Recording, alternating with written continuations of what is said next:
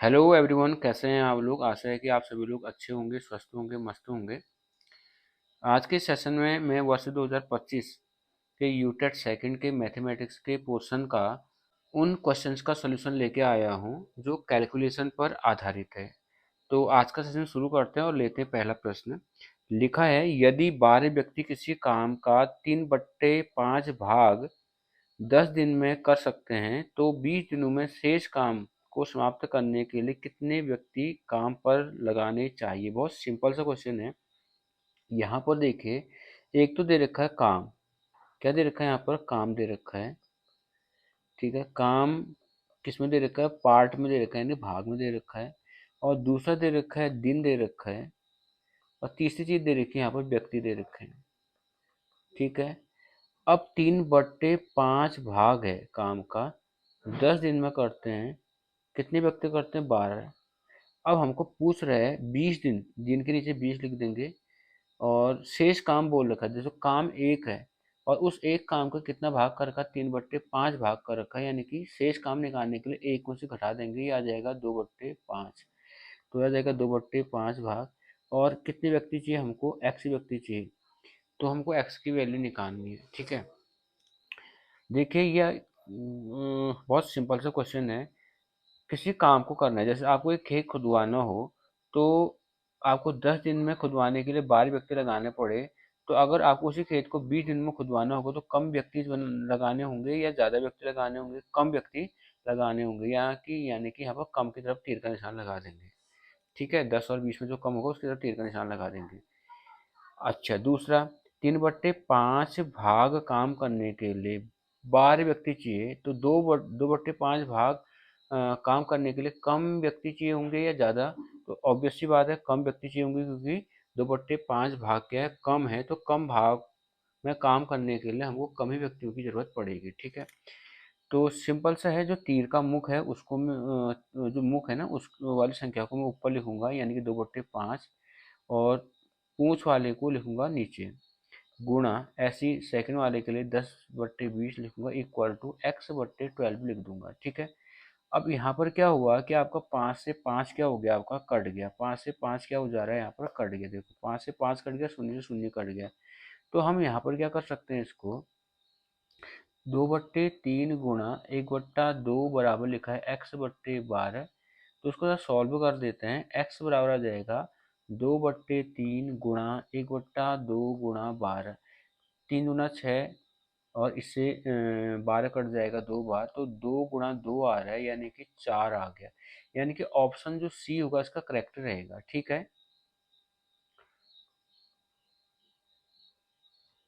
अगला क्वेश्चन है, यदि ए बी व सी वास्तविक संख्या रियल नंबर दे रखे हैं तथा a plus b plus c बराबर 0 दे रखा है, a plus b plus c equal to क्या दे रखा है? 0 दे रखा है। तो हमको निकालना है a cube plus b cube plus c cube का मान। बहुत सिंपल सा है, हमको मालूम है a cube plus b cube plus c cube -3ab equal to, ये होता है a plus b plus c, bracket के अंदर होता है a square plus b square plus c square minus a b minus b c minus c a. ये 9th में आपने पढ़ रखा है। ठीक है, अब यहाँ पर देखिए, जो आपको ये वाला पार्ट है, ये वाला पार्ट है, इसका मान 0 दे रखा है, तो इसके प्लेस पर 0 लिख दिया। अब बाकी जो है हूबहू उतार देंगे। तो वो लिखा है a square plus b square plus c square minus a b minus b c minus c a. अब इसको 0 से मल्टीप्लाई करके कितना आ जाएगा? 0। और लेफ्ट साइड में लिखा है a cube plus b cube plus c cube -3ab। अब ए बी सी 3abc को पक्षांतर कर देते हैं, तो a cube plus b cube plus c cube equal to आ जाएगा ए 3abc। तो यानी कि a cube plus b cube plus c cube का मान निकल रहा 3abc यहाँ पर दी गई कंडीशन के अनुसार। तो ऑप्शन सी क्या होगा? इसका करेक्ट रहेगा। अगला क्वेश्चन है, ज्ञात कीजिए कि रेखा x plus Y equal to 4, एक रेखा दे रखी है x plus Y equal to 4, बिंदु -1, एक बिंदु है जिसका निर्देशांक दे रखा है -1, और दूसरा बिंदु है 5, 7। इन दो बिंदुओं को मिलाने वाला एक रेखाखंड हो गया। ठीक है, रेखा को किस अनुपात में विभाजित करेगा? जो रेखा है ना, इन दो बिंदुओं को मिलाने वाली रेखा को, -1, 1 और 5, 7 को मिलाने वाली रेखा को एक और रेखा है, वो रेखा का मैंने लिख दी ये वाली। ये रेखा कौन सी, इस रेखा की इक्वेशन दे रखी है x+y = 4।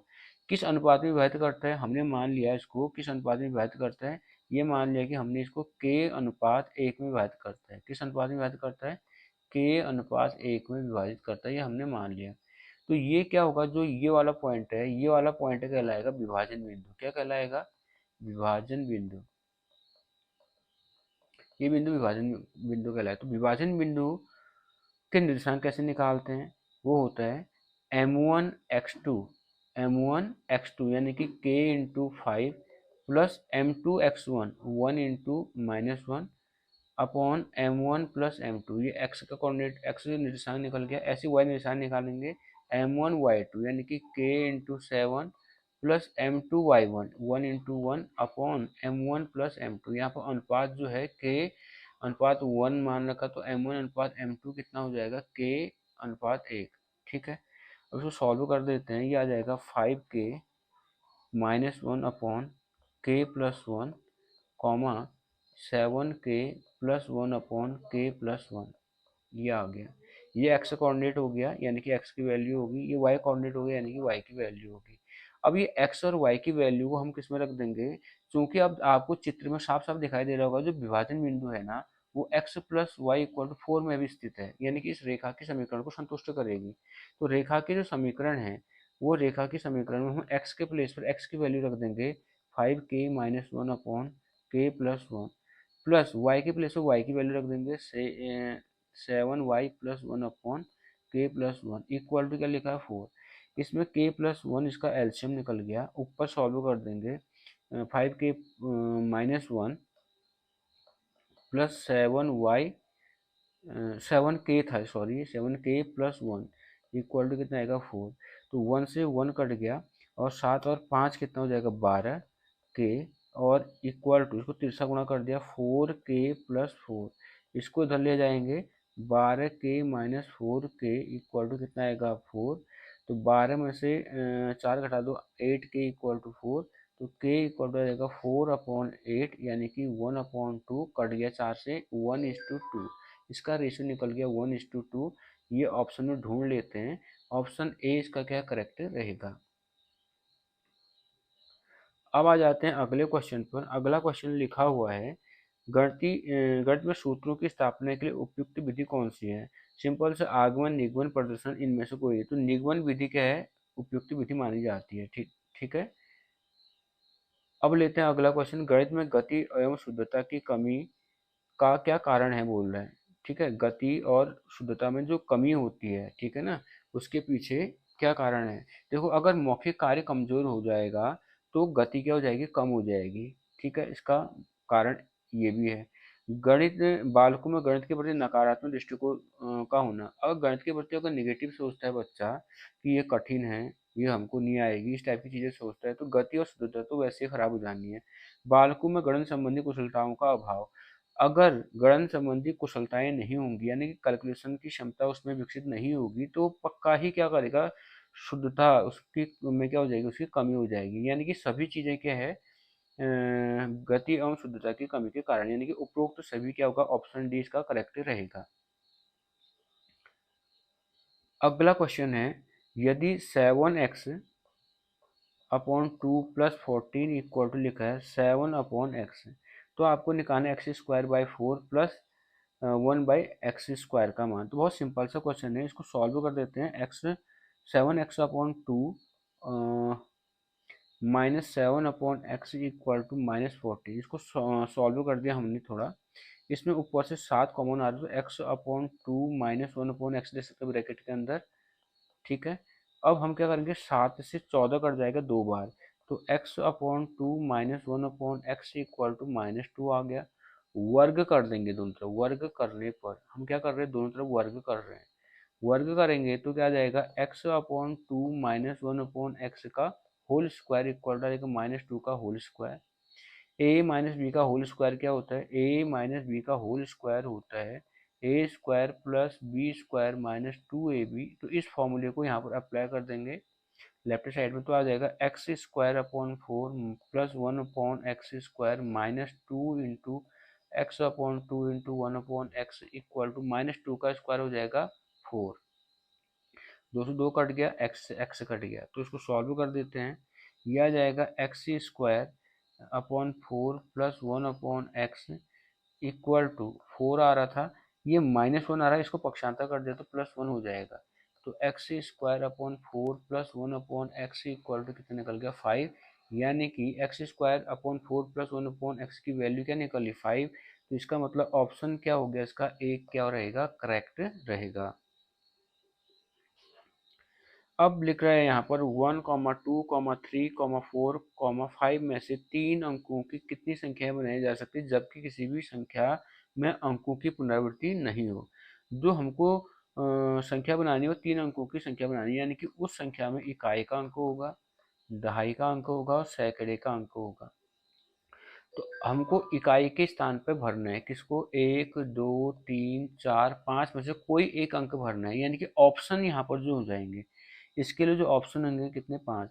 सपोज कर लो इनमें से हमने कोई एक संख्या भर दी, इकाई के स्थान पर कोई संख्या हमने भर दी, तो हमारे पास अब कितनी संख्या बच जाएंगी, 4। तो यहाँ पर ऑप्शन कितने रह जाएंगे, 4, और यहाँ के लिए ऑप्शन कितने रह जाएंगे, 3, क्योंकि रिपीट नहीं होने अंक।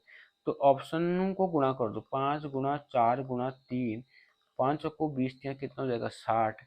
तो इसका मतलब ऑप्शन डी क्या रहेगा, इसका करेक्ट रहेगा। अब आ जाइए अगले क्वेश्चन पे, क्या लिखा है, एक लंबवृत्तीय बेलन और गोले की त्रिज्या बराबर है। एक बेलन हमारे पास क्या है, एक बेलन है,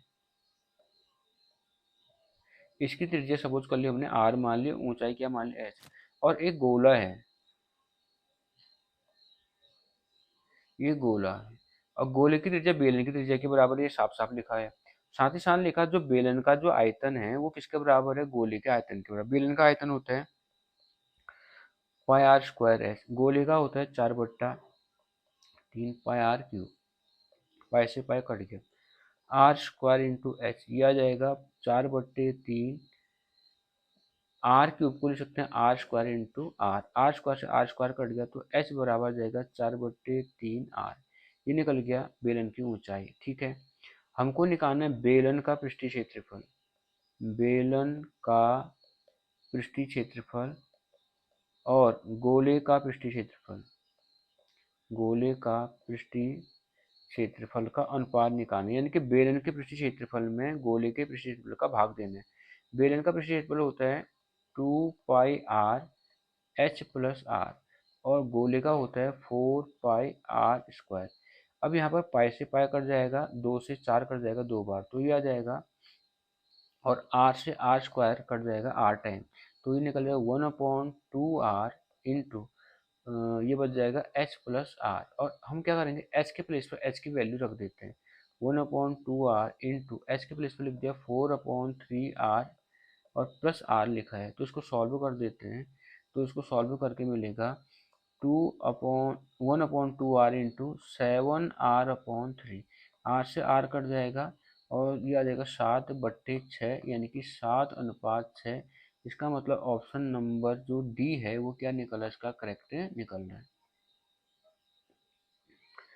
अब अगला सवाल लिखा हुआ है, दो अंकों से बनी संख्या तथा उसके अंकों को बदलने पर प्राप्त संख्या का अंतर हमेशा विभाज्य होगा।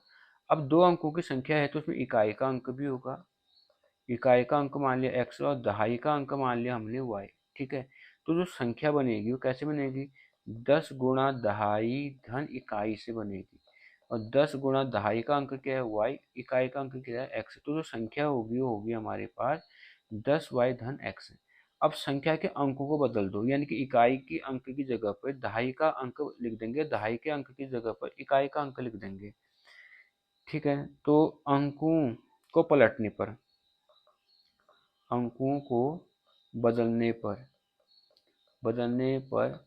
प्राप्त संख्या क्या हो जाएगी, तो जो x है, x को y के प्लेस पर लिख देंगे, y को x के प्लेस पर लिख देंगे, तो ये आ जाएगा। तो इनका अंतर निकालना है, दोनों का अंतर, दोनों में अंतर निकाल देते हैं, दोनों संख्याओं में अंतर निकाल देते हैं। तो कैसे निकालेंगे, 10y धन x पहली संख्या थी, इसमें घटा देंगे 10x धन y को, तो आ जाएगा 10y में से y घट घट गया 9y बच जाएगा। x में से 10x घटाएंगे -9x बच जाएगा। तो इसमें 9 क्या निकल रहा कॉमन, तो उसको लिख सकते हैं 9 गुणा ब्रैकेट के अंदर लिखेंगे y माइनस एक्स। तो इसका जो फैक्टर निकल रहा 9 निकल रहा है, इसका मतलब जो दोनों का अंतर होगा किससे विभाज्य होगा, 9 से विभाज्य होगा, 9 से विभाज्य होगा। 9 से विभाज्य होने का मतलब ऑप्शन बी क्या निकल रहा है, इसका करेक्ट निकल रहा है। अब अगला क्वेश्चन लिखा है, एक आदमी 10 किलोमीटर प्रति घंटा की रफ्तार से चलता है तथा प्रत्येक किलोमीटर के बाद 5 मिनट का विश्राम लेता है। 5 किलोमीटर दूरी तय करने में कितनी 5 किलोमीटर की दूरी कितनी देर में तय करेगा, यानी कि समय निकालना है इसमें। समझो बात आगे होगी। तो जो चाल है यहाँ पर ना वो 10 किलोमीटर पर आवर दे रखा है और जो डिस्टेंस है ना वो 5 किलोमीटर की दे रखी है। तो समय बराबर क्या होता है, दूरी बट्टे चाल होता है, दूरी बट्टे चाल होता है। दूरी कितनी है 10 किलोमीटर, चाल न सॉरी दूरी कितनी है, दूरी दे रखी है आपको, दूरी दे रखी है 5 किलोमीटर और चाल दे रखी है 10 किलोमीटर। समझ में बात आ गई, 10 किलोमीटर पर आवर और ये कितनी देखिए 5 किलोमीटर। सॉल्व कर देंगे, 1/2 घंटे निकल जाए। 1/2 घंटे का मतलब होता है 30 मिनट। क्या होता है 30 मिनट, समय निकल गया 30 मिनट। बट क्वेश्चन में एक चीज और मेंशन कर रखी है कि ये टोटल दूरी कितनी तय कर रहा है, 5 किलोमीटर की दूरी तय कर रहा है और हर एक किलोमीटर के बाद क्या कर रहा है 5 मिनट का रेस्ट ले रहा है। ठीक है, क्या कर रहा है हर एक किलोमीटर के बाद 5 मिनट का रेस्ट ले रहा है। जैसे 1 किलोमीटर गया तो 5 मिनट का रेस्ट यहाँ पर लिया, फिर अगला 1 किलोमीटर का 5 मिनट का रेस्ट लिया, अगला 5 किलोमीटर गया 1 किलोमीटर के 5 मिनट का रेस्ट लिया, अगला 1 किलोमीटर जाएगा 5 मिनट का रेस्ट लिया, यानी कि 4 बार और 5 मिनट का रेस्ट लेगा, यानी कि 5 × 4 यानी कि 20 मिनट का क्या हो गया रेस्ट हो गया और 30 मिनट को चलने में लगेंगे। तो टोटल समय जो निकल जाएगा, टोटल जो टाइम निकल जाएगा वो कैसे निकालेंगे, 30 में 20 जोड़ देंगे यानी कि 50 मिनट में क्या करेगा वो दूरी तय कर लेगा, यानी कि ऑप्शन सी क्या निकल इसका करेक्ट निकल रहा है। अगला क्वेश्चन है, एक सिक्के का व्यास 2 सेंटीमीटर है। यदि इसी प्रकार के 4 सिक्कों को एक मेज पर इस प्रकार रखा जाए कि प्रत्येक का किनारा अन्य के किनारों को छूता हो तो उनके बीच खाली स्थान का क्षेत्रफल निकालना। बहुत सिंपल सा क्वेश्चन है, पहले फिगर में बना लेता हूँ। फिगर कैसे बनाएंगे, देखो 4 सिक्के हैं मेरे पास, ये हो गया ना, एक सिक्का बना दिया। अब इस सिक्के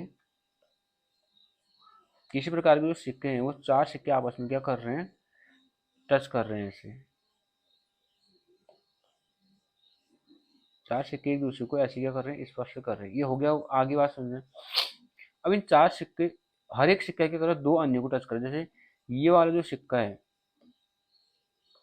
जो पहले नंबर का जो सिक्का है वो दूसरे को और चौथे को टच कर रहा है और जो दूसरा है वो तीसरे को और पहले को टच कर रहा है, तीसरा दूसरे को चौथे को टच कर, चौथा पहले और तीसरे को टच कर रहा है। अब एक बात देखो, इनके सेंटर्स को मैं क्या कर देता हूँ, मिला देता हूँ। सिक्का क्या होता है, वृत्ताकार होता है, तो इनके सेंटर को हम क्या कर देंगे, मिला देंगे। तो क्या बन जाएगा, एक स्क्वायर बन जाएगा। ठीक है, हर एक सिक्के की त्रिज्या कितनी दे रखी है, 1 दे रखी है, क्योंकि व्यास 2 है ना, जो व्यास है वो 2 सेंटीमीटर है, तो त्रिज्या क्या निकल जाएगी, व्यास की आधी निकल जाएगी, यानी कि 1 सेंटीमीटर निकल जाएगा। ये भी एक होगा, ये भी एक होगा, ये भी एक, ये भी एक, ये भी एक, ये भी एक, ये भी एक, ये भी एक। तो यानी कि जो यहाँ पर वर्ग होगा, वर्ग की भुजा कितनी हो जाएगी, 2 सेंटीमीटर हो जाएगी। ठीक है, अब हमको बोल रहा है यहाँ पर कि क्या बोल रहा है, कि ये बोल रहा है कि जो सिक्कों के बीच में रिक्त स्थान है, ये वाला स्थान, इसका हमको क्या निकालना है, क्षेत्रफल निकालना है। ये कितना भाग खाली है, इसका क्षेत्रफल निकालना है। रिक्त स्थान या खाली स्थान बोल सकते हो, इसका क्षेत्रफल कैसे निकालोगे, पहले स्क्वायर ले लोगे आप, क्या ले लोगे, स्क्वायर ले लोगे, फिर इस हिस्से को काटोगे, इस हिस्से को काटोगे, इस हिस्से को काटोगे, इस हिस्से को काटोगे, तो यही तो स्थान बचेगा ना। तो इसका क्षेत्रफल निकालने के लिए हम क्या करेंगे, सबसे पहले हम निकालेंगे स्क्वायर का क्षेत्रफल। ठीक है ना, क्या निकालेंगे, स्क्वायर का क्षेत्रफल। हम लिखेंगे खाली स्थान का क्षेत्रफल, खाली स्थान का जो क्षेत्रफल होगा वो कैसे निकालेंगे, वर्ग का क्षेत्रफल में घटा देंगे 4 × 1/4 भाग का क्षेत्रफल।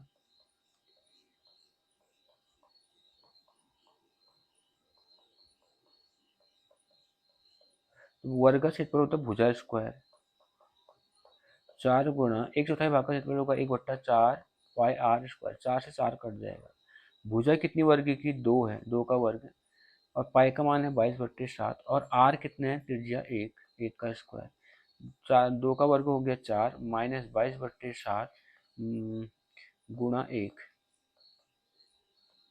तो हो जाएगा 7 चौको 28 माइनस 22/7, तो 6/7 सेंटीमीटर स्क्वायर।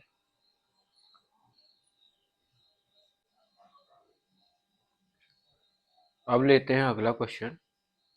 बेकन के अनुसार गणित सभी विज्ञानों का सिंहद्वार एवं कुंजी है। यह कथन गणित के किस मूल्य से संबंधित है?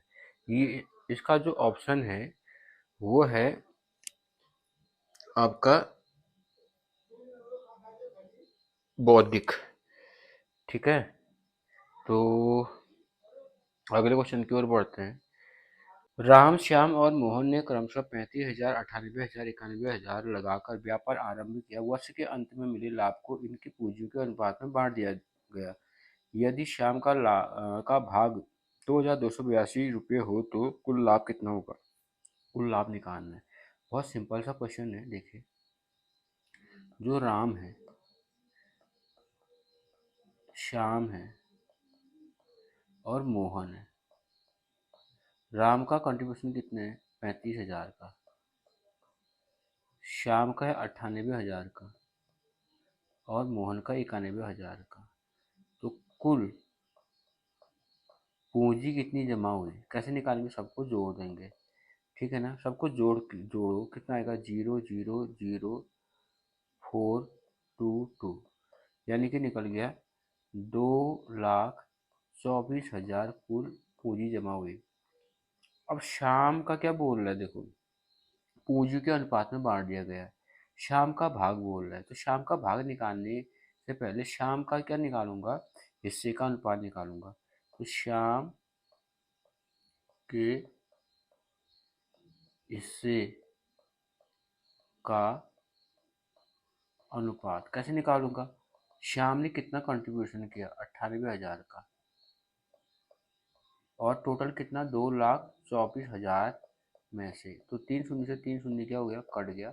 ये निकल गया 98/224।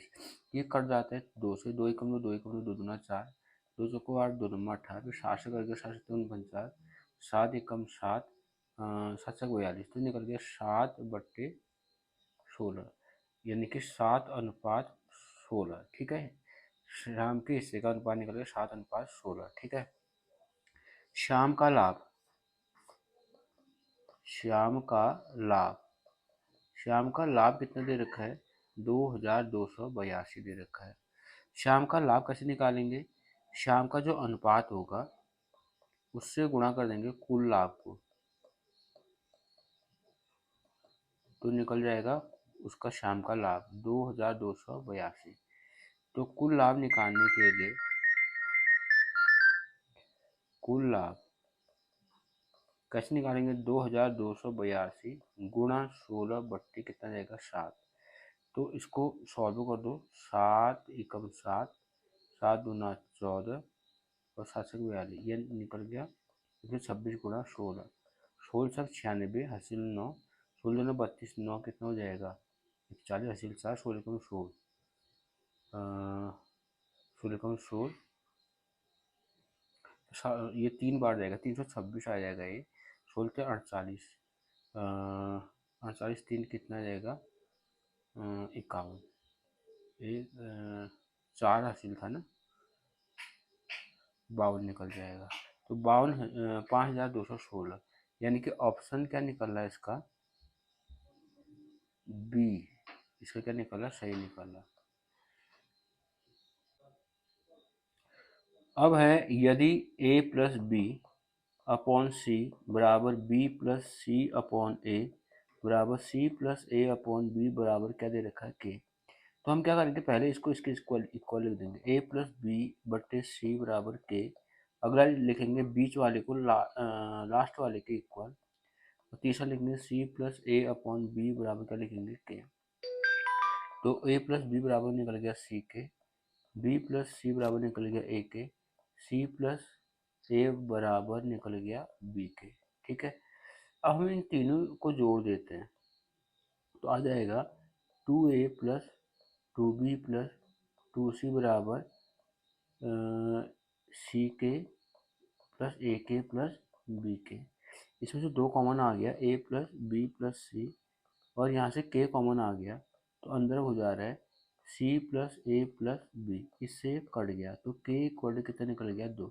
तो हमको k का मान निकालना था, यानी कि ऑप्शन सी क्या हो गया करेक्ट रहेगा। अब देखो अगला क्वेश्चन, दो अंकों की उन सभी संख्याओं का योग ज्ञात करें जो 9 से विभाज्य है। सिंपल सी बात है, दो अंकों की उन संख्याओं का योग ज्ञात करें जो 9 से विभाज्य। 9 से विभाज्य दो अंकों की जो पहली संख्या होती है 9 दूना 18 होती है। पहले 9 से विभाजित संख्या कौन सी होती है? 9 एकम 9, 9 दूना 18, 9.90। उसके बाद देखो यहाँ से यहाँ तक कितने अंक होंगे टोटल? 10। कितनी संख्याएं होंगी? 10। अब उसके बाद हमको दो अंकों की सब संख्याएं लिखनी है, तो उसके बाद अगली संख्या कौन सा है? 99। अब दो अंकों की बोल रहा है तो हम क्या करेंगे, इसमें से 9 को हटा के 99 को शामिल कर लेंगे। अगर 99 को शामिल कर दो तब भी कितनी संख्याएं रहेंगी? 10। तो हमारे टोटल कितनी संख्याएं यहाँ पर? 10। ठीक है, तो हमको मालूम है ये समांतर श्रेणी में है। समांतर श्रेणी का जो पहला पद है वो 18 है। डी कैसे निकालेंगे? जिससे विभाज्य यानी कि 9 से विभाज्य, तो डी कितना आ जाएगा? 9। तो एस एन बराबर होता है n/2 a plus L. N कितने हैं टोटल? टोटल कितनी संख्याएं थी? 10। 10/2 इंटू ए। ए कितना है? ए है आपका 18 धन 99। एल कितना? अंतिम पद को बोलते हैं एल। ठीक है, तो यह आ जाएगा 5, 2 से 10 कट गया, और 9 9 8 17 हासिल 1, 9 10 11, तो इतना निकल गया 5 7 35 हासिल 3, 5 एकम 5 3 8, 5 एकम 5, तो 585 निकल रहा 9 से विभाजित दो अंकों की सभी संख्याओं का योग। तो यानी कि ऑप्शन बी क्या रहेगा इसका करेक्ट रहेगा। अगला क्वेश्चन है, एक कक्षा में लड़कियों की संख्या लड़कों से 20% अधिक है। बहुत सिंपल सा क्वेश्चन है। कक्षा में छात्रों की कुल संख्या 66 है। यदि कक्षा में 4 और लड़कियां आ जाए तो लड़के तथा लड़कियों की संख्या का अनुपात निकालना है। बहुत सिंपल सा है। माना लड़के कितने हैं? माना जो बॉयज है वो है x है, और गर्ल्स मान ली y। अब इसने क्या बोल, अब कुल बच्चे कितने हैं? कुल कुल छात्र कितने हैं हमारे पास? कुल छात्र है 66 है। कुल छात्र कैसे निकालेंगे? x प्लस वाई, यानी कि लड़के और लड़कियों की संख्या को जोड़ देंगे। तो यहाँ पर y इक्वल टू आ जाएगा 66 माइनस एक्स। इतनी बात समझ में आ गई होगी। अब यहाँ पर जो शर्त दे रखी है, शर्त क्या दे रखी है? लड़कियों की संख्या यानी कि y, क्या बोले? लड़कों की संख्या यानी कि x से अधिक, मतलब जोड़ना है। कितना अधिक है? लड़कों की संख्या का 20%। लड़कों की संख्या x का 20% निकालें तो x गुणा 20/100 लिख देंगे। तो यहाँ पर क्या आ जाएगा? ये आ जाएगा 20 से कट गया 100 5 बार, 5 एकम 5 एक 6, x बट्टे कितने निकल जाएगा? 5। ये y की वैल्यू निकलेगी। इस y की वैल्यू हम इस समीकरण 1 में रख सकते हैं, या इसमें रख दो, पहले वाले में ही रख दो। ठीक है ना, तो y x ही रहा। y की जगह पर हमने इस y की जगह पर लिख दिया 6x/5 बराबर कितना लिख दिया? 66। 5 एकम 5 धन 6 कितना हो जाएगा? 11। 11x/5 बराबर 66 निकल गया। 11 छक्के 66, x बराबर हो जाएगा 6 गुणा 5 यानी कि 30। x क्या थी? लड़कों की संख्या। हमको लड़कियों की संख्या भी चाहिए होगी। y बराबर कितना आ जाएगा? 66 ऋण x लिखा था, 66 ऋण 30 करेंगे तो कितना आ जाएगा? 36। 36 क्या आएंगी? लड़कियां। अब लड़कियों की संख्या में क्या कर दी? वृद्धि कर दी। लड़कियों की नई संख्या, लड़कियों की नई संख्या क्या जाएगी? पहले 36 थी, उसमें 4 और बढ़ गई, कितनी हो गई? 40। अब लड़के और लड़कियों की संख्या का अनुपात, लड़के और लड़कियों की संख्या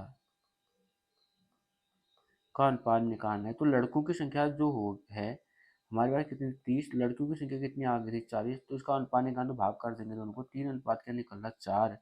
यानी कि ऑप्शन बी क्या रहेगा इसका करेक्ट रहेगा।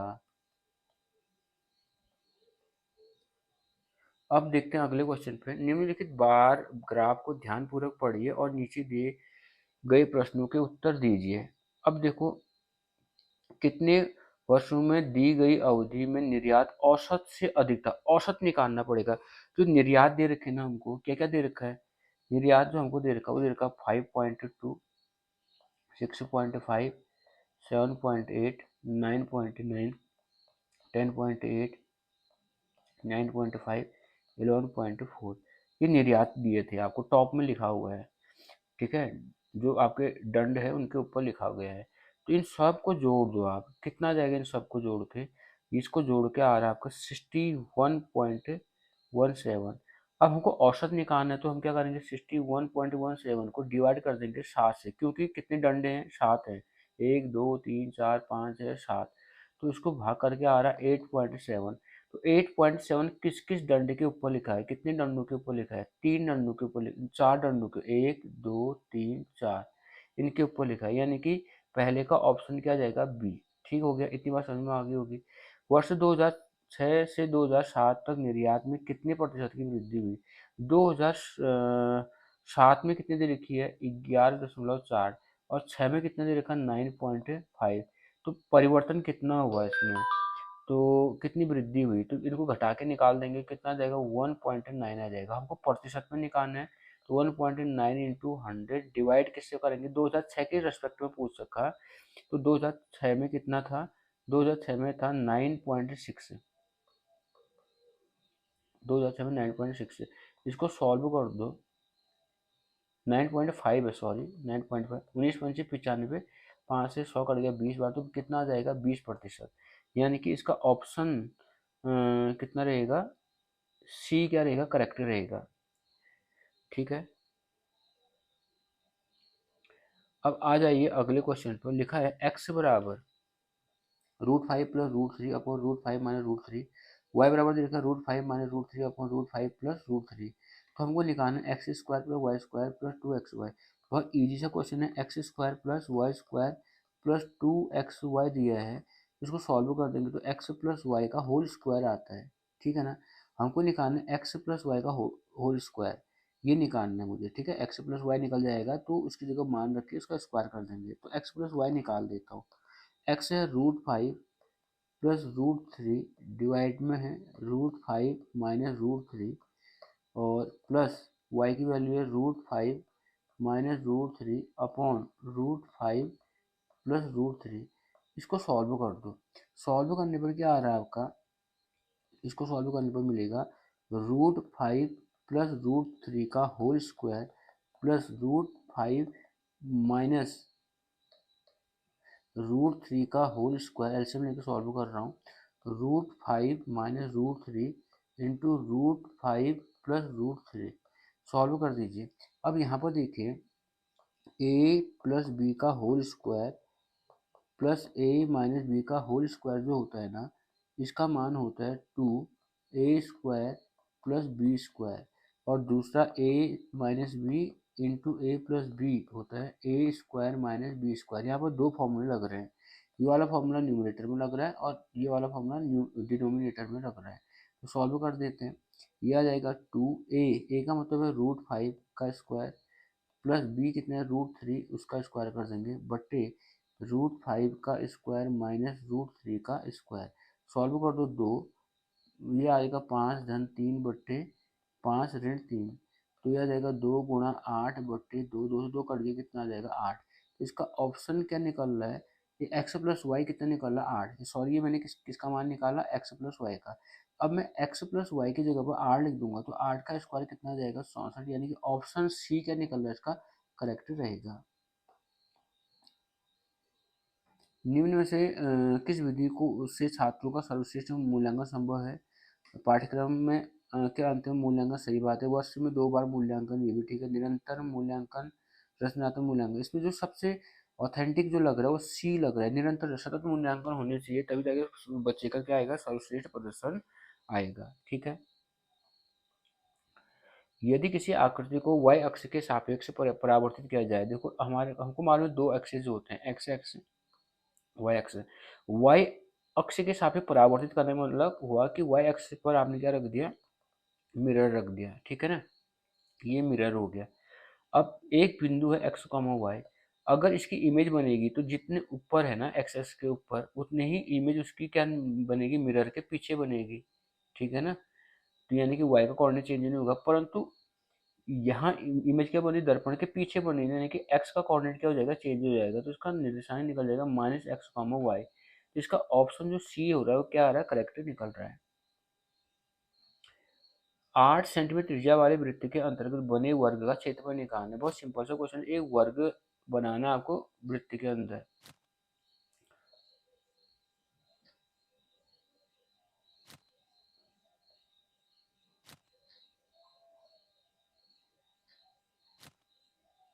ये वर्ग हो गया इसके अंदर, और ये वर्ग क्या हो गया, ये विकर्ण हो गया। ठीक हो गया, आपको ये बात समझ में आ गई होगी।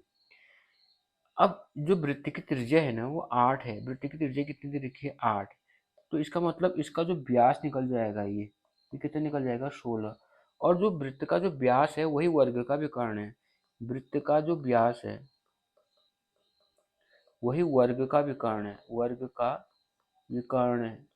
ठीक है, वृत्त का व्यास है 16, वर्ग का विकर्ण होता है a वर्गमूल 2। ठीक है, हमको निकालना है वर्ग का क्षेत्रफल। वर्ग का क्षेत्रफल निकालना है तो वर्ग का क्षेत्रफल होता है क्या, भुजा स्क्वायर, यानी कि ए का स्क्वायर। यहाँ पर ए का मान क्या निकल रहा है, वो निकल रहा है 16/वर्गमूल 2। 16/वर्गमूल 2 का वर्ग कर देंगे, 16 × 16/वर्गमूल 2 का वर्ग हो जाएगा 2, इससे कट जाएगा 8। 16 कितना हो जाएगा, 128 स्क्वायर सेंटीमीटर। ये निकल गया इसका सही आंसर, यानी कि ऑप्शन सी का इसका करेक्ट रहेगा। अब आ जाइए अगले सवाल पे, यहाँ लिखा है 3 की घात n-3 की घात n-1 बराबर 4 बराबर 486 दिया है। तो n का मान निकालना है। बहुत सिंपल सा क्वेश्चन है। 3 की घात n लिख सकता हूँ उसको घातांक के नियम से, क्या जाएगा 486। 3 की घात n कॉमन आ गया तो 1 - 1/3 यह हो गया, यह आ गया 486। 3 की घात n गुणा 2/3 बराबर जाएगा 486, सॉल्व कर दिया ब्रैकेट के अंदर। तो 3 की घात 2 से कट गया, वैसे 2×2 = 4, 2×4 = 8, 2×3 = 6। 3 की घात n बराबर आ जाएगा 243, और 3 को क्रॉस गुणा कर दिया यहाँ पर। ठीक है, अब देखो 243 के फैक्टर कर देते हैं। 3×9 × 27 × 81 243 गुणा 3 पहले से है, तो ये लिख सकते हैं 3 की घात कितना, 1 2 3 4 5 6। तो 3 की घात n बराबर 3 की घात 6, तो n का मान कितना निकाला है यहाँ पर, n का मान निकला 6, यानी कि ऑप्शन इसका डी क्या निकला, करेक्ट निकल रहा है। गणित विज्ञान है, स्थान का, संख्याओं का, गणनाओं का, उपरोक्त सभी का हुआ। ठीक है ना। निम्नलिखित में से किस जानकारी के आधार पर एक निश्चित त्रिभुज का निर्माण नहीं किया जा सकता है। केवल तीन दिए हुए कोण। अच्छा, 3 कोण दे देंगे आपको तो आप त्रिभुज बना लोगे, ऐसा तो पॉसिबल नहीं जब तक किसी भुजाओं की माप आपको नहीं दी गई होगी। इसका मतलब ऑप्शन ए क्या है इसका, यहाँ पर सही आंसर रहेगा। अब अगला लिखा है 100 मीटर 150 मीटर लंबी 2 ट्रेनें क्रमशः 75 किलोमीटर पर घंटे और 50 किलोमीटर प्रति घंटे की चाल से विपरीत दिशा में चल रही है। एक दूसरे को पार करने में कितना समय लगेगा। देखो, ट्रेन की लंबाई जो L1 है वो 100 मीटर है, L2 है वो कितना है, 150 मीटर। अब विपरीत, एक ट्रेन इधर को जा रही है, ट्रेन इधर को जा रही है, तो विपरीत दिशा में अगर कुल तय दूरी निकालनी होगी तो दोनों को क्या कर देंगे, जोड़ देंगे। तो L1 + L2 कितना जाएगा, 100 - 150 बराबर जाएगा 250 मीटर। ठीक है, जो V1 दे रखी है, V1 कितना दे रखा है, 75 किलोमीटर पर आवर, और V2 कितना दे रखा है, 50 किलोमीटर पर आवर दे रखा है यहाँ पर। तो हमको यहाँ पर जब एक दूसरे की विपरीत दिशा में जा रहे हैं तो जल्दी से क्या कर लेंगे, एक दूसरे को पार कर लेंगे, यानी कि आपेक्षिक चाल कैसे निकालेंगे, दोनों को ऐड कर लेंगे। तो आपेक्षिक चाल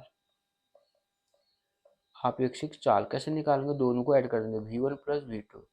तो यह जाएगा 75 - 50, यह जाएगा 125 किलोमीटर पर आवर। इसको किलोमीटर पर आवर को मीटर पर सेकंड में बदल देते हैं। मीटर पर सेकंड में बदलने के लिए किससे गुणा करते हैं, 5/18 से। मीटर पर सेकंड निकल जाएगा, ठीक है ना, ये निकल गई इसकी अपेक्षित चाल।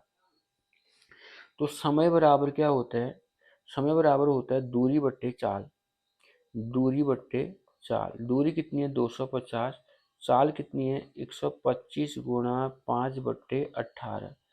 सॉल्व कर देते हैं, 250 गुणा 18 बट्टे 125 गुणा 5, 25.250, 25 पंचे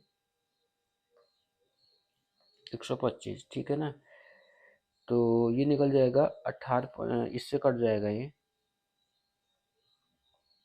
5 दूना 10, ये आ जाएगा 18 दूना 36/5।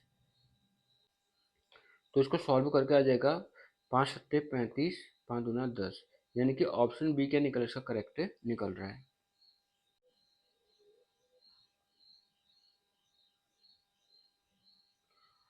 अब है अगला क्वेश्चन, एक मेज का अंकित मूल्य कितना है 2000 रुपये, जो उसके क्रय मूल्य का 25% अधिक है। यदि दुकानदार मेज को अंकित मूल्य के 8% छूट पर बेचता है तो उसका प्रतिशत लाभ ज्ञात करें। बहुत सिंपल क्वेश्चन है। देखो, ये सोचो कि अंकित मूल्य पर ही बेचता है, अगर वो दुकानदार ना 2000 रुपये में अगर मेज को बेच देगा तो उसको कितना प्रतिशत लाभ मिलेगा, 25% लाभ मिलेगा।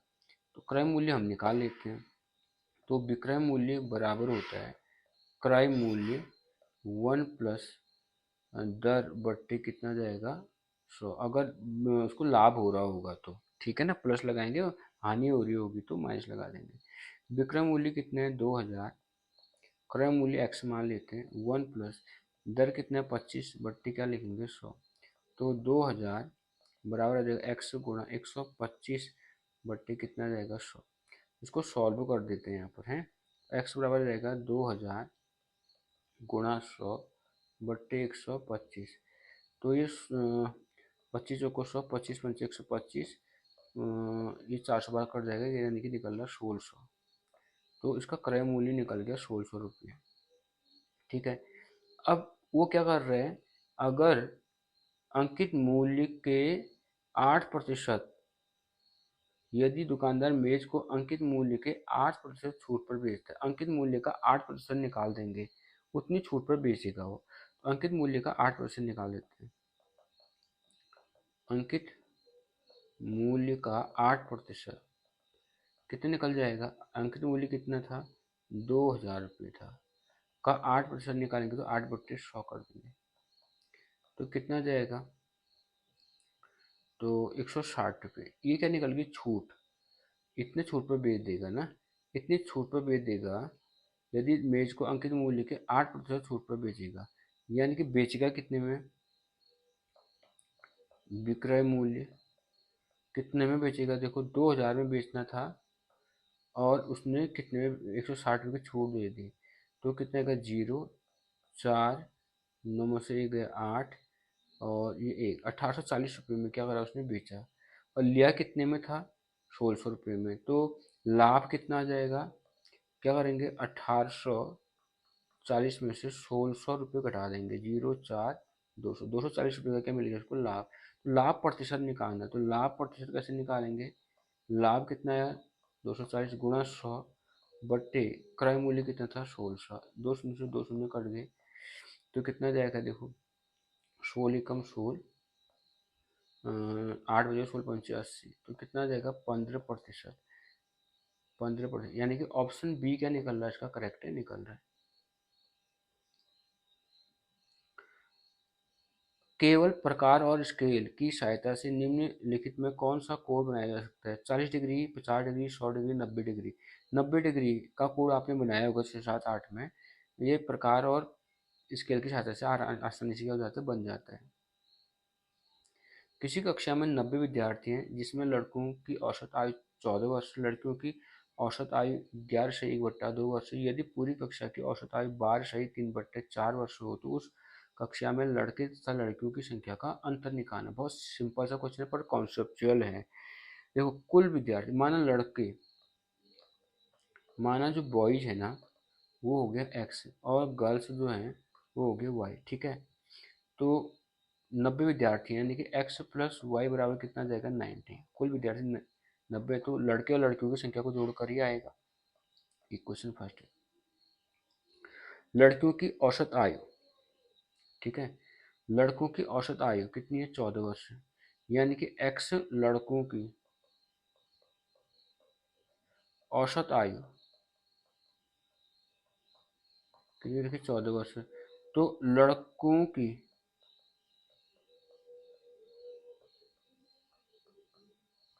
आयु का योग कितना आएगा? औसत को संख्या से गुणा कर देंगे तो आ जाएगा 14x। वाई लड़कियों की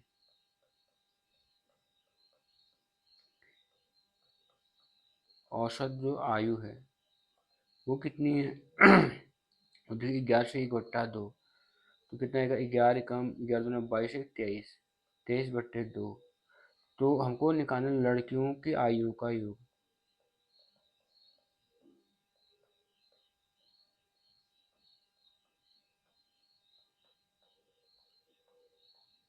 कैसे निकालेंगे? औसत आयु जो निकल ली 23/2 गुणा वाई कर देंगे, यानी क्या आ जाएगा? 23y/2 ये आ गया। तो लड़के और लड़कियों की आयु का योग निकाल देंगे।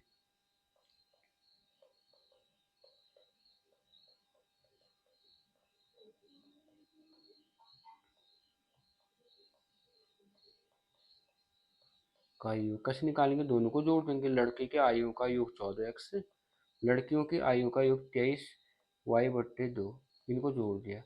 लड़के और लड़कियों की आयु, अच्छा, पूरी कक्षा की औसत आयु कितनी है? पूरी कक्षा की औसत आयु कितनी दे रखी है?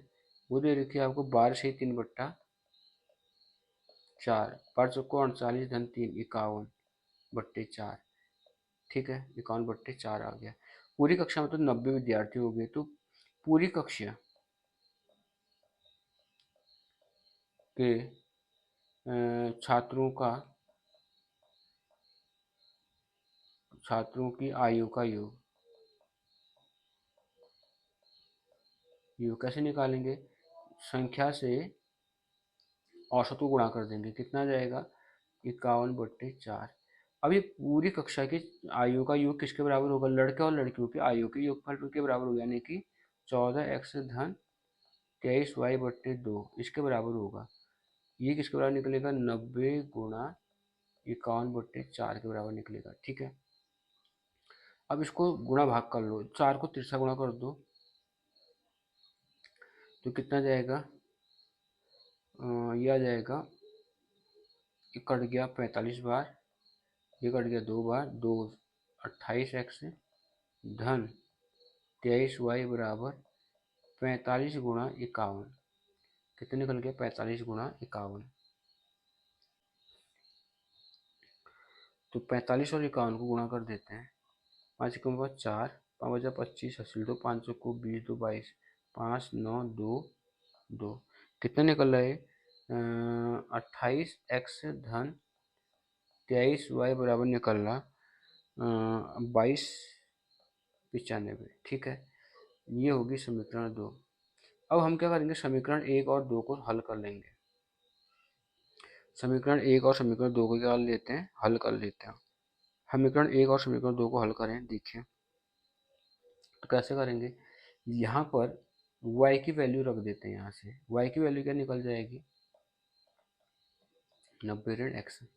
ठीक है, रखो इसमें। अब जगह भी तो नहीं बची मेरे पास,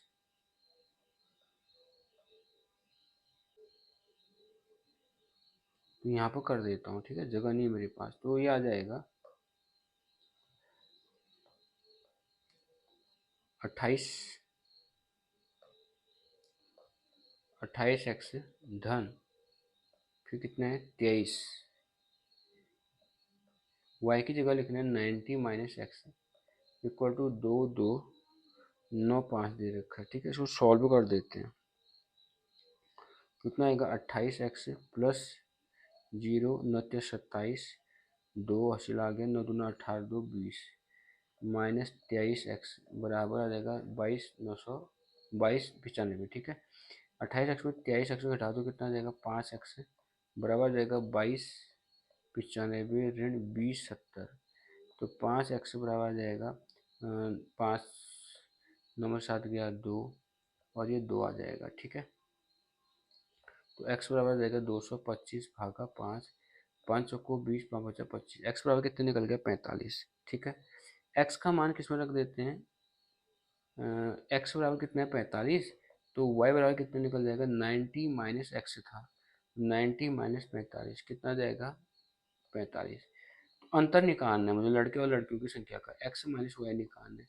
तो 45 ऋण 45 करूंगा कितना जाएगा 0, यानी कि ऑप्शन क्या निकल रहा है इसका, ए क्या निकला, करेक्ट निकल रहा।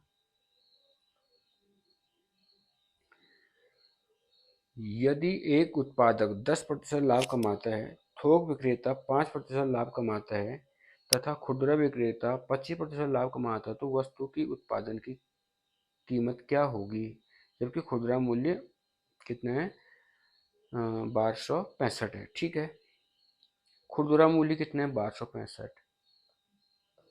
कैसे निकालेंगे इसको, देखो मानक क्रय मूल्य कितना था एक्स है, पहले ने कितना लाभ कमाया 10%, 100 का 10% कितना होता है 10, उस 100 में 10 जोड़ो कितना आएगा 110, 32 लिख देंगे। दूसरा कितना कमाता है 15%, तो 100 में 15 जोड़ोगे कितना 115, 32 क्या लिख देंगे 100। तीसरा कितना कमाता है 25%, 100 में 25 जोड़ोगे कितना 125, 32 क्या लिख देंगे 100। तो एक्स का मान कितना निकल जाएगा 1265 गुणा 100 गुणा 100 गुणा 100 डिवाइड में चले जाएगा 110 गुणा 115 गुणा 125। अब ये शून्य से शून्य कट गया, 11 एकम 11, 11 एकम 11, 11 पंचे 55, 115 से 115 कट गया, तो मेरे पास बच जाएगा 10 गुणा 100 बट्टे 125। ऊपर भी 4 से नीचे भी 4 से गुणा कर दिया, क्यों क्या, क्योंकि कैलकुलेशन आसान हो जाएगा। 10 गुणा 100 गुणा 4, यह आ जाएगा 500, शून्य से शून्य कट गया, 5 का भागा 10 में 2 बार गया, तो 4 दूना 8, 2 शून्य कितना आ जाएगा 800। ऑप्शन सी क्या निकला इसका करेक्ट निकल रहा है। तो इसी के साथ जो मैथमेटिक्स का पोर्शन था वो पूरा कंप्लीट हो गया है। तो आई होप आपको ये वीडियो ज़रूर पसंद आएगी। अगर वीडियो पसंद आती है तो वीडियो को लाइक शेयर और कमेंट ज़रूर कीजिए। मिलते रहे इसी तरह की वीडियो देखने के लिए।